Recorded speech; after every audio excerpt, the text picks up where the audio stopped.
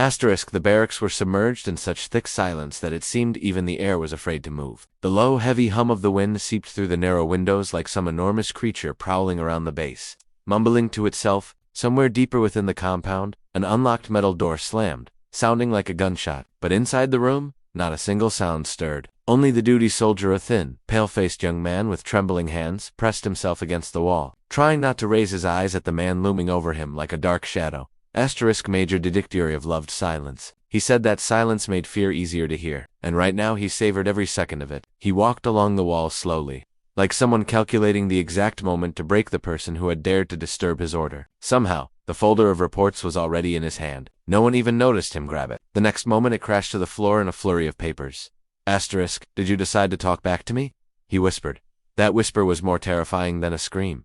The soldier swallowed, trying to explain that there had been a mistake, that he was following the duty officer's order, that he didn't mean to, but his lips only trembled soundlessly. Didictyoriev wasn't interested in explanations. He wanted someone to blame. He wanted a spectacle, but before he could continue, a voice sounded calm, female, steady. Enough. He didn't do anything. Asterisk, the major jerked around. The air in the barracks seemed to freeze. The soldiers turned to stone, staring at the doorway. A woman stood there, short, thin, dressed in a simple gray uniform without insignia. It was hard to guess her age. Perhaps just over 50, perhaps older. But her gaze carried a strange, quiet confidence of someone who had seen far too much and long ago stopped being afraid. Asterisk, to Didictyoriev. She was simply an intruder, and he already knew how to deal with such people. Asterisk, who are you supposed to be? He asked with irritated mockery. This is a military facility. Civilians are forbidden, old woman. Don't you have anything better to do? Asterisk. The woman stepped forward, small step, but confident. She positioned herself between the soldier and the major, as if it was the most natural thing in the world. Her hands trembled slightly, but not from fear. From restrained anger. Asterisk, he did not violate the regulations, she said quietly, but you are exceeding your authority. A silent explosion seemed to go off in the barracks.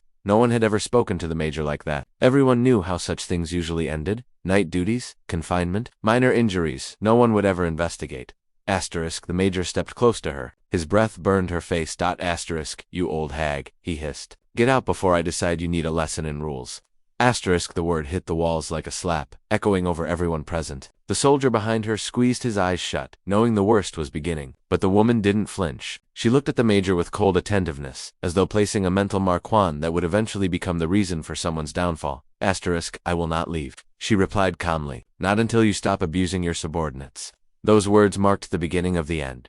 The corridor the major shoved the woman through was narrow and dark. The lamps flickered, as if afraid to illuminate what was happening. Didictyoriev pushed her roughly, but she didn't resist, and that infuriated him even more. Asterisk, the small utility room smelled of concrete and dampness. The overhead lamp flickered weakly. This was where the major trained his personnel. Anyone who ended up here walked out different. If they walked out at all, on your knees, he ordered. She didn't move, so he grabbed her shoulder and forced her down. But even kneeling, she kept her back straight. He pulled out a metal spoon filled with melted wax. Say I'm sorry, Major, and it ends. She stayed silent. A drop of hot wax fell onto her palm. The flesh burned. But she merely inhaled quietly. Asterisk, you don't even try to hide your violations of military regulations, she said evenly. There will be enough material for an investigation. Asterisk, the major laughed. A dry, bitter, nervous laugh. Asterisk, what investigation? You think someone will save you? I decide who walks out of here and in what condition. Asterisk, he leaned in. She raised her eyes.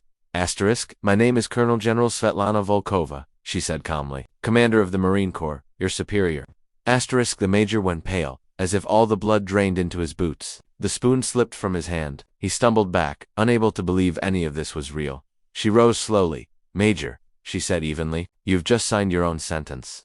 Asterisk, an hour later, a column of black vehicles from the military prosecutor's office drove through the gates. No soldier understood exactly what was happening, but all of them felt if the system that had kept them in fear was collapsing before their eyes.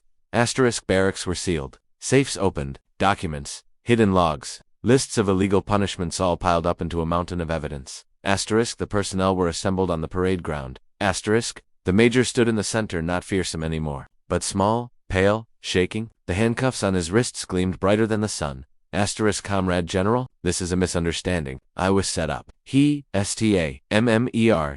Asterisk.